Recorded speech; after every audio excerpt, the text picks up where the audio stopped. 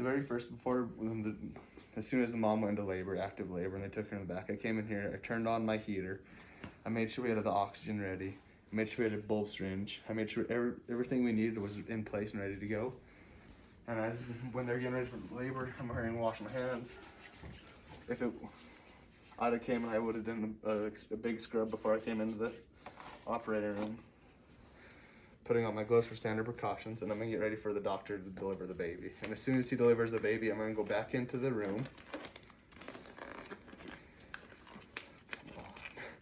I'm gonna go back into the room with the blanket.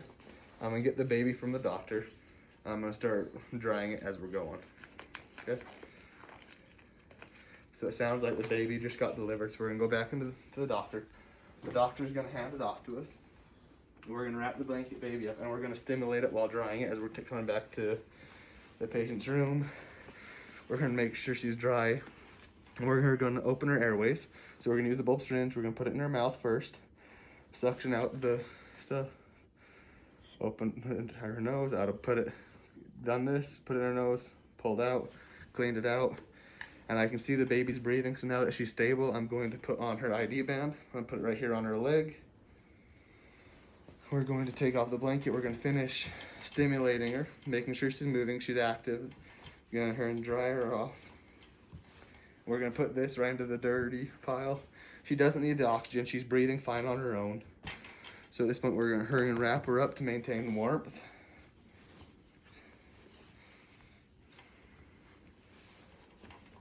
I'm gonna hurry and wrap her up. Now that she's warm, we're gonna put on a cap as well. And right at the minute mark, we're going to do an Apgar scarf. And when we're doing the Apgar scarf, the very first thing we're gonna do is appearance. And when we're looking at her, she's a little cyanotic all over her body, so that's gonna be a 0. Her pulse is good. Her pulse is at, we don't have it on the paper, so I'm gonna say her pulse is at 124. Normal range is within 100 and 160. And then, so grimace, she's grimacing just fine. Like she has facial grimaces. She's super active, so she gets a 2 on both of those. And her respiratory rate is good. Her respiratory rate's on a 36, which is normal between 30 and 60. So it's good. She's deep breathing. So we're gonna give her an 8 out of 10. So at this point, we're gonna keep her wrapped up as much as possible. We're gonna do a quick general assessment, made sure that there's no abnormalities, which is really good. Then we're going to hurry in. Now that we know she's stable, we're going to give her eye drops with this Gentamicin.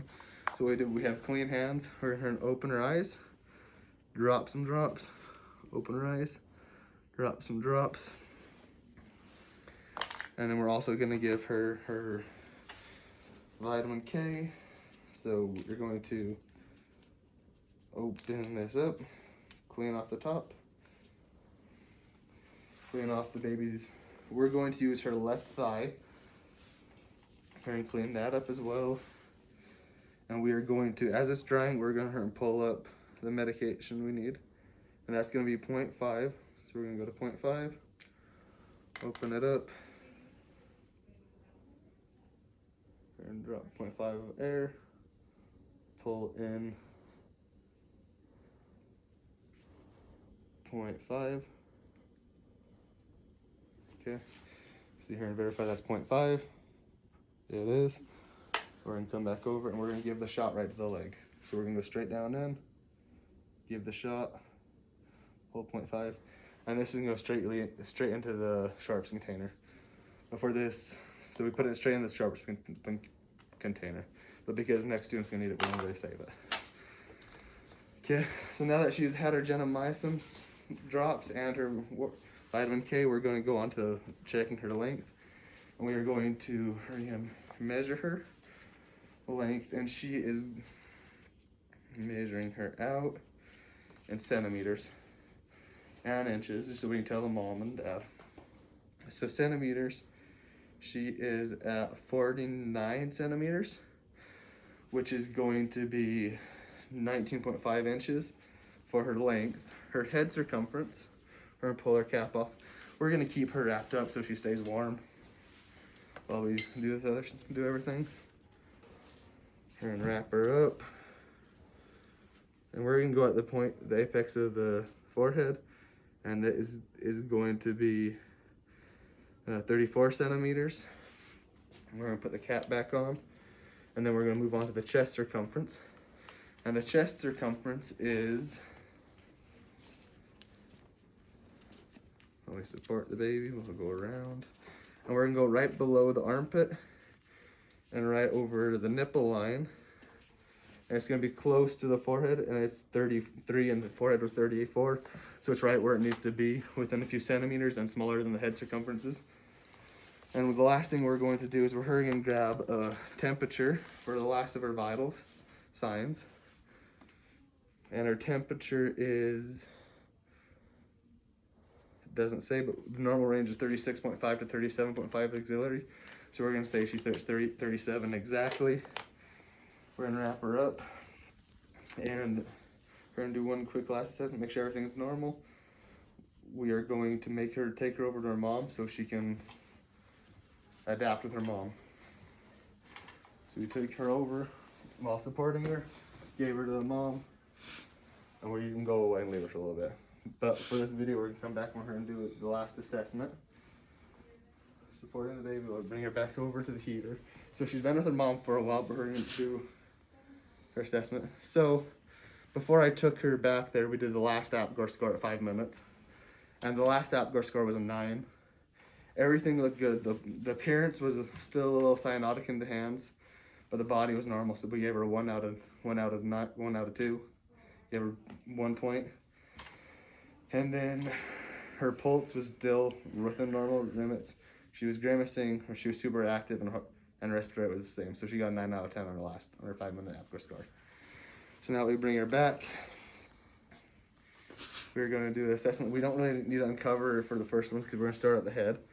Okay, so I put new gloves on, wash my hands again. So we're gonna get the baby, and we're gonna start with the top of the head. So we're gonna check the anterior and posterior front nose. We're looking for if they're depressed or if they're swollen, if they're sunken or elapsed. And they're not, they're pretty smooth. We're also gonna check the suture lines while we're right here, make sure they're not overlapping, that they have room to close, and they're closing, and they are. And then while we're here, we're gonna check for caput succedaneum, which is swelling that's gonna cross over the suture line. And we're gonna touch it, and it's gonna be soft. And then we're gonna look for caput cephalohematoma, which is not gonna cross the suture line, but it's swelling is the one that's gonna be a little harder. And we're also gonna check, and if they use a vacuum or forceps, we're gonna check for if it's molding or if there's any abnormalities or defects from that. So we're gonna recover the baby's head back up so we don't need it anymore. And we're gonna come to the ears. So the ears, we're checking to see if they're level with the eyes, and they are. We're also gonna look for skin tags, if they're for genital formation. Everything feels good and looks good. We're gonna try keeping the baby's cap on, and we're gonna move from the ears to the eyes. And for the eyes, we're looking for the formation as well. We're making sure they're even and symmetrical, and we're going to check with the pin light and see if they're equal, round, and reactive. So you come across, that one is, so is that one. So we know there's not any neurological defects because the eye is dilated, they're equal, round, and reactive. So we're gonna move down to the nose. We're watching for nasal flares, and we're also watching for, we're checking the nose size, the nasal flarings, and she's breathing just fine through her nose. Now we can see with her mouth that it's symmetrical. So that's what we move down to after the nose, move down to the mouth. It's symmetrical, there's no cleft lip, and we're also gonna check a couple of reflexes while we're here. We're going to use the rooting. We're gonna put her hand right here, and we're gonna stimulate it, and the baby's gonna turn her head towards her finger, which is the rooting. We're also gonna check the sucking reflex by putting our gloved finger inside its mouth, and the baby's gonna suck on it, and while our finger's here, we're gonna check for the cleft palate, and there's no cleft palate. And while we're here at the mouth, we're gonna look for Epsom pearls or milk teeth, which is, a lot of people think is their first teeth, but it's really just something some babies have. And this baby has none of that. So that means we're done with the head range. Now we're gonna move down to the neck and the chest. So we move down to the neck, and the baby's moving, so we know she can move her neck. We wanna check her full range of motion. So we check, she's got full range of motion on both sides. She's breathing just fine through her mouth and her nose, whichever one she wants at the time. We're gonna move down to her chest, and we're gonna watch the chest. We're gonna watch it rise and fall with her breaths, and it's equal on both sides. We're also going to Here, steal that back. We're also going to listen to her chest and her lung sounds and her heart sounds. We're going to come through. We're going to listen to her chest sounds first. And we're listening for wheezing, rhonchi, or any other abnormal sounds in her lungs. And we're going to listen for a minute on each. Okay, everything sounds good. There's no rhonchi, no wheezing, no deep breathing. Everything sounds normal.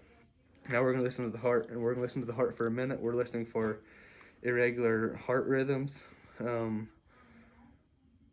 whooshing sounds, and we're also going to listen for any other abnormalities that there could be. And we're also, while we're here, we're going to check the pulses and any other reflexes that we want. So we're also going to check right here with the arms. We're going to check the brachial and the brachial and the femoral pulses to make sure they're the same on both sides. So we're going to check the brachial pulses. They feel good. And while we're here, we're going to check the gripping, see if she can. We're also going to check the Moro reflex by letting her drop a little bit, and she'll put her arms and her legs up, and their Moro reflexes are just fine as well.